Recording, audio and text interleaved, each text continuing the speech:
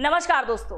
चीन की साजिश कभी गोलियों से नहीं होती है, इसकी साजिश होती है सड़क से, पोर्ट से और प्रोजेक्ट से। रखाइन अब उसी जाल में फंसा भारत का अहम मोहरा है। जिसे आप कॉरिडोर समझ रहे हैं, वो चाइना का एक अहम रूट है और इस बार वो टारगेट कर रहा है भारत के पूर्वोत्तर राज्यों को। आज की इस वीडियो में हम चर्चा करने वाले हैं रखाइन प्रांत के बारे में, जो कि म्यांमार का एक बहुत ही इंपॉर्टेंट हिस्सा है, जिसके लिए आपस में लड़ रहे हैं चाइना, बांग्लादेश, अमेरिका, यहां तक कि भारत भी।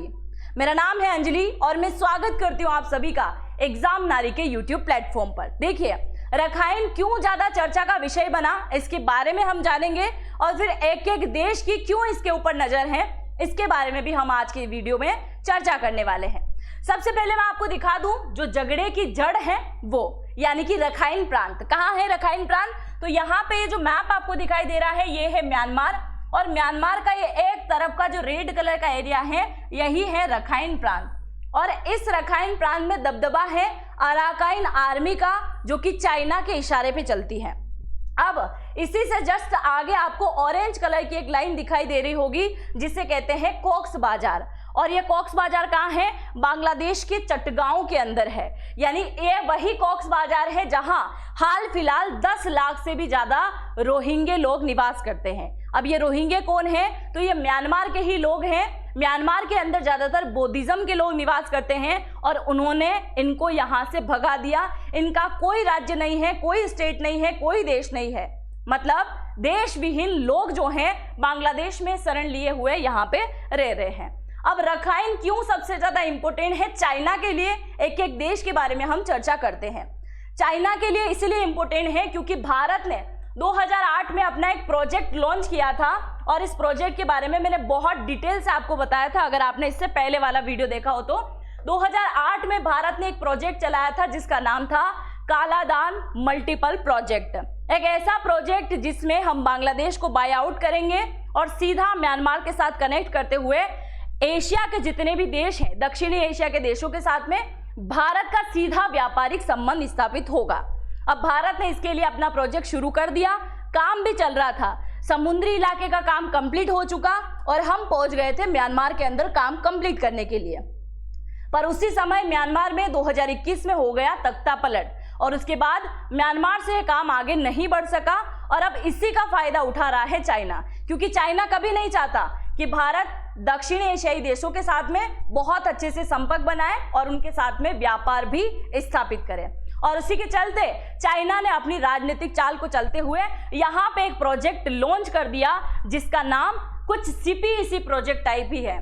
सीपीईसी यानी कि चाइना पाक इकोनॉमिक कॉरिडोर। और अब इसने जो नया प्रोजेक्ट लॉन्च किया है उसका नाम इसने रखा CMEC, यानी कि चाइना म्यांमार इकोनॉमिक कॉरिडोर, जो कि चाइना के यूनान प्रांत से लेकर कहां तक आएगा? ये आएगा रखाइन तक, यहां तक। और आप देखिए, इस प्रोजेक्ट के लिए इसने पूरी तरीके से बात भी कर ली म्यांमार के साथ में और ये प्रोजेक्ट पे इसका काम भी चल रहा है। और जो म्यांमार को बीचों बीच काटते हुए कहां आएगा? बंगाल की खाड़ी तक आएगा। अब सबसे बड़ा सवाल ये उठता है कि चाइना के लिए इंपॉर्टेंट क्यों है? ये आप देख रहे हैं, ये है चाइना और आसपास लगते हैं इसके 14 देश। उनमें से एक आता है बांग्लादेश, एक आता है म्यांमार और एक आता है इंडिया। नेपाल तो है ही खैर, पर ये 3 देश जो आते हैं उनके साथ जो है कहीं ना कहीं संबंध सीधे स्थापित करना, इंडिया से इसको खतरा है ही, बिल्कुल होगा। अब आप देखिए, ये जो चाइना 14 देशों के साथ में गिरा हुआ है, इसको अगर सीधा म्यांमार की खाड़ी तक, बे ऑफ बंगाल तक पहुंचना है तो म्यांमार इसके लिए बहुत सीधा सरल रास्ता है। जिसके बाद क्या होगा? ये सीधा बंगाल की खाड़ी में पहुंचेगा और अगर आगे इन फ्यूचर कभी युद्ध होता है तो भारत को ये चारों तरफ से घेर लेगा। ये जानता है बहुत अच्छे से, क्योंकि 1962 का युद्ध हम हार चुके थे, तब इसने हमसे अक्साई चीन छीन लिया। अब इसकी नजर हमारे अरुणाचल प्रदेश पर है। और आप सोचिए जरा, अगर अब युद्ध होता है और ये भारत को चारों तरफ से घेरता है तो क्या स्थिति होगी? खैर, 1962 की बात अलग थी, आज की बात अलग है। अगर आज युद्ध होता है तो चाइना को मुंह तोड़ जवाब देगी भारत की सेना। अब आप देखिए, अगर हम चाइना की बात करें और ये हम बात करें भारत की, तो कितना ज्यादा चाल चल रहा है ये चाइना, क्योंकि इधर वो नेपाल के अंदर अपने रास्ते बना रहा है, भूटान के अंदर रास्ते बना रहा है, जहां डोकलाम का आपने नाम सुना होगा, जहां भारतीय सेनाएं जाके इसके रास्ते को रोकती है। दूसरा, बांग्लादेश के यहाँ मिलके बे ऑफ बंगाल में काम करने की सोचता है। दूसरा, अब आप यहाँ देखिए म्यांमार के अंदर भी अपना एक कॉरिडोर बना रहा है। इधर श्रीलंका वालों को बंदरगाह बनाने के लिए ऑलरेडी पैसा दे चुका है। इधर सीपीईसी परियोजना को लॉन्च कर चुका है पाकिस्तान के अंदर। मतलब एक भी इलाका ऐसा ये नहीं छोड़ना चाहता जहां से भारत उठे और चले। कुल मिला के चाइना के पेट में दर्द होने लग गया था कि भारत कैसे आगे बढ़ जाएगा और भारत एशियाई देशों के साथ में कैसे कनेक्ट हो जाएगा। इसी के चलते इसने ये वार करना शुरू कर दिया। अब सवाल सबसे मेन ये उठता है, क्या ये म्यांमार के रखाइन प्रांत तक पहुंच चुका है तो क्या यहाँ पे कब्जा कर लेगा? नहीं, इसके बारे में हम आगे चर्चा करेंगे, ठीक है। तो चाइना ने यहाँ पे क्या किया है, सीधा म्यांमार को काटते हुए रखाइन तक पहुंच चुका है और यहाँ अराकान आर्मी ऑलरेडी उसके अंडर में बैठी हुई है जहां पे ये चाइना काम करता है। अब हम दूसरी बात करते हैं अमेरिका की, कि अमेरिका की नजर क्यों है इसके ऊपर। अमेरिका की नजर इसलिए है कि अमेरिका ने कई बार जो है म्यांमार की राजनीति में हस्तक्षेप करने की कोशिश करी, क्योंकि अमेरिका को कभी भी सहन नहीं होगा कि भारत कहीं ना कहीं उसके बराबरी तक जा पहुंचे। दूसरा, अमेरिका वर्ल्ड के जितने भी देश हैं उन सभी देशों में लगभग अपने एयरबेस को स्थापित कर चुका है। आज के आंकड़ों की अगर हम बात करें तो 800 से ज्यादा पूरे देशों के अंदर उसने एयरबेस स्थापित कर रखे हैं अलग अलग देशों में। जैसे जापान की बात करें, अफगानिस्तान की बात करें, सीरिया की बात करें, इवन वर्ल्ड के जितने भी देश हैं ज्यादातर देश में उसने अपने एयरबेस स्थापित कर लिया। वहीं हम बात करें एशियाई देशों की, तो एशियाई देशों में इसके एयरबेस कम है। यानी इन फ्यूचर कभी भारत और अमेरिका का युद्ध होता है तो वो कहां तक आ जाएगा, यहां तक पहुंच जाएगा, रखाइन प्रांत तक। और वो रखाइन प्रांत तक पहुंचेगा तो आप समझ सकते हैं कि आगे इन फ्यूचर वो अच्छे से यहाँ पे अटैक कर सकता है। दूसरा, म्यांमार के अंदर इस समय चाइना निवेश कर रहा है, क्योंकि म्यांमार आजकल चाइना की उंगलियों पे नाचता है और चाइना और अमेरिका की दुश्मनी तो आप अच्छे से समझ सकते हैं। जिस चीज के चलते वो नहीं चाहता है कि म्यांमार पर इसका कब्जा हो जाए, तो ये भारत का कब्जा भी नहीं चाहता, इसीलिए अपना निवेश बिठाना चाहता है कि मैं यहाँ इन्वेस्टमेंट कर दूं और म्यांमार हो जाए मेरी तरफ, क्योंकि मैं वर्ल्ड का पावरफुल एक देश हूं। यही इसकी सोच है अमेरिका की। अब बात आती है बांग्लादेश की, कि बांग्लादेश का बुढ़ऊ ऑलरेडी सटियाया हुआ है, तो ये इतनी बात क्यों कर रहा है। अब सबसे मेन सवाल ये है कि इन दिनों बांग्लादेश में है मोहम्मद यूनुस की सरकार। पहले ही बेचारे के ऊपर इतना दबाव पड़ा हुआ है कि आने वाले दिसंबर तक चुनाव कराने हैं और उसके चलते जनता को राजी करने के लिए करेंसी चेंज करने का नाटकबाजी भी शुरुआत कर ही दी है। खैर, हम इस प्रोजेक्ट के बारे में बात करते हैं कि रखाइन पर नजर क्यों है। रखाइन जो कि म्यांमार का इलाका है और म्यांमार के कई सारे रोहिंग्या इन दिनों बांग्लादेश में शरण लिए हुए हैं, तो इन भाई साहब ने ये मुद्दा कहां उठा दिया, यूएन में जाके इस मुद्दे को उठा दिया और ओआईसी में भी इस मुद्दे को उठा दिया। अब अंतर्राष्ट्रीय स्तर पे म्यांमार के ऊपर दबाव बनाना चाहते हैं कि जब तुम्हारे रोहिंग्या बांग्लादेश के अंदर घुस के रह रहे हैं तो हम तुम्हारे इलाके पर कब्जा कर सकते हैं। कब्जा पूरी तरीके से नहीं, मतलब हमारी सेना भी वहां आके रहेगी और हमारा थोड़ा बहुत वहां पे क्या रहेगा, इंटरफेयर रहेगा। ये बांग्लादेश की सोच है।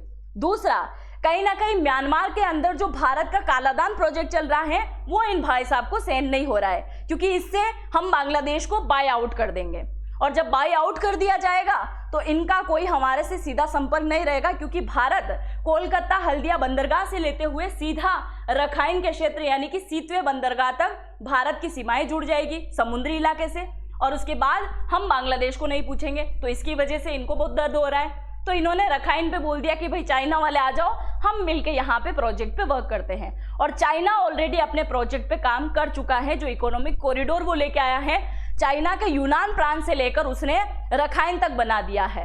अब सबसे बड़ा सवाल ये उठता है, क्या भारत इसके ऊपर कुछ कर सकता है। और दूसरा सवाल ये उठता है कि इन दिनों बांग्लादेश, चाइना, अमेरिका और भारत इन सभी देशों की म्यांमार के रखाइन प्रांत पर बड़ी नजर है। सबसे मेन सवाल ये उठता है, क्या रखाइन प्रांत पर आने वाले समय में कोई भी देश अपना कब्जा कर लेगा। तो वो बिल्कुल भी कब्जा नहीं कर सकता। इसका जवाब ये है, इसके पीछे का रीजन है कि आप किसी भी देश की भूमि पर सीधा कब्जा नहीं कर सकते, और अगर आप कब्जा करने की कोशिश करते हो तो फिर आप युद्ध लड़ने के लिए एकदम रेडी रहिए, क्योंकि कोई भी देश अपना हिस्सा नहीं देता है। हाँ, आप वहां पे निवेश कर सकते हो और निवेश के जरिए किसी और देश को आप दबाने का काम कर सकते हो, और यही काम कर रहा है चाइना, यही काम कर रहा है अमेरिका, और इसमें अब इन्वॉल्व हो रहा है बांग्लादेश, जिससे अपने खुद का देश खुद की सरकारें नहीं संभल रही हैं, वो भी यहाँ पे बात कर रहा है। अब सबसे बड़ा सवाल ये आता है कि चाइना इतना काम यहाँ कर चुका है, अमेरिका तक इतनी बात कर रहा है, जो कि छोटा सा देश बांग्लादेश भी इतनी बात कर रहा है, तो भारत यहाँ चुप्पी साधे क्यों बैठा है? भारत को अब ऐसा क्या करना चाहिए जिससे म्यांमार का रखाइन प्रांत हाथों से ना जाए?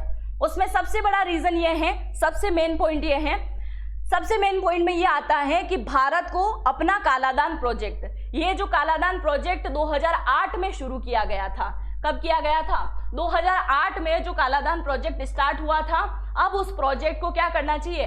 भारत को पूरा करना चाहिए, क्योंकि 2008 से चला हुआ प्रोजेक्ट अब चल रहा है 2025, यानी 2021 में म्यांमार के अंदर तख्ता पलट हुआ, पर इससे पहले तो म्यांमार की स्थिति थोड़ी बहुत अच्छी रही होगी।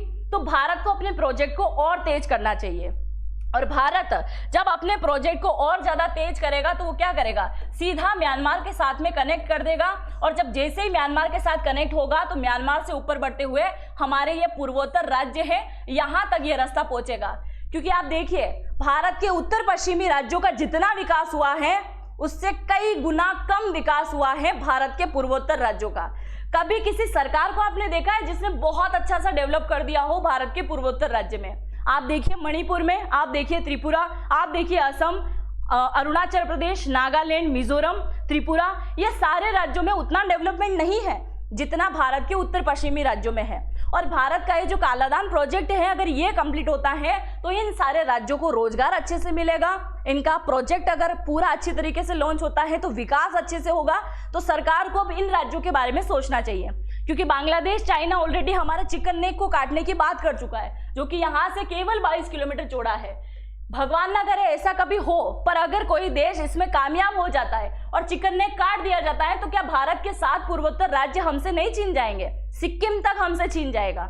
और जब ये 7 राज्य, 8 राज्य हमसे छीन जाएंगे तो फिर कहाँ विकास की बात आएगी और कहाँ भारत अपने प्रोजेक्ट को चलाने के लिए बैठेगा? तो सबसे पहले भारत को अपने प्रोजेक्ट को तेज करना चाहिए, जिससे पूर्वोत्तर राज्यों का विकास हो और हमारा संबंध सीधा एशियाई देशों के साथ में अच्छे से हो जाए, ताकि व्यापार करने में कोई भी कठिनाई यहाँ पे नहीं हो। दूसरा, चाइना जो घेराबंदी कर रहा है उसके ऊपर भारत को सवाल उठाना चाहिए। जब यहाँ पे भारत का कालादान प्रोजेक्ट चल रहा था तो फिर चाइना अपना CMEC, China Myanmar economic corridor कहाँ से बीच में लेके आ गया? ठीक है, उसने बहुत टाइम पहले इसकी शुरुआत करी, पर अब रखाइन के ऊपर, अराकाइन को लेकर वो कैसे कब्जा जता रहा है? भारत को इस मुद्दे को इंटरनेशनल स्तर पर उठाना चाहिए। और अमेरिका तो वैसे भी आप समझ ही सकते हैं कि सब मामलों में उसको इंटरेस्ट लेना है, क्योंकि वो चाहता है कि आपस में देश लड़ाए ताकि उसके हथियार बिकते रहे और उसके पास में अच्छा खासा मुनाफा आता रहे, इससे ज्यादा और कुछ भी नहीं। दूसरा, अगर चाइना यहां तक पहुंचता है तो भारत के लिए एक बड़ा खतरा बनेगा, और ये भारत और भारत की सरकार को, भारत की जनता को पता होना चाहिए कि ये आसपास का इलाका अगर चाइना घेर लेगा, मतलब चाइना के माइंड में कुछ तो बड़ा चल रहा है। जब वो हमसे एक्साइज छीन के बैठा है तो क्या अरुणाचल प्रदेश लेने की वो तैयारी नहीं कर रहा होगा? तो क्या भारत को इसके लिए रेडी नहीं रहना चाहिए? तो बिल्कुल भारत को इसको लेकर सोचना चाहिए। अब आप मुझे जरा बताइए, रखाइन प्रांत को लेकर जो ये आपस में सारे देश लड़ा रहे हैं, क्या ये सही है, गलत है? भारत ने अभी तक पूर्वोत्तर राज्य कालादान प्रोजेक्ट को स्पीड नहीं दी है, क्या ये करना चाहिए? क्या भारत ने अभी तक पूर्वोत्तर राज्यों में जो विकास नहीं किया है उनके बारे में सोचना चाहिए? क्या चाइना के साथ में युद्ध लड़ने के बारे में भारत को सोचना चाहिए? क्या चाइना के प्रोजेक्ट को लॉन्च होना देना चाहिए, या बांग्लादेश, चाइना, अमेरिका को भारत को जवाब देना चाहिए? जो भी सोचते हैं आप अपनी राय जरूर से कमेंट सेक्शन में लिख के जाइएगा, क्योंकि मुझे इस वीडियो पे आपकी राय जरूर से चाहिए। मुझे आप सभी के कमेंट का इंतजार रहेगा। बहुत बहुत धन्यवाद वीडियो को पूरा देखने के लिए। चैनल पे अगर पहली बार आए हैं तो चैनल को जरूर से सब्सक्राइब कीजिएगा, बेल आइकन को हिट कीजिएगा, ताकि इसी प्रकार के वीडियो का नोटिफिकेशन सबसे पहले आपके पास में पहुंच सके। हम मिलते हैं नेक्स्ट वीडियो में, तब तक के लिए जय हिंद, जय भारत।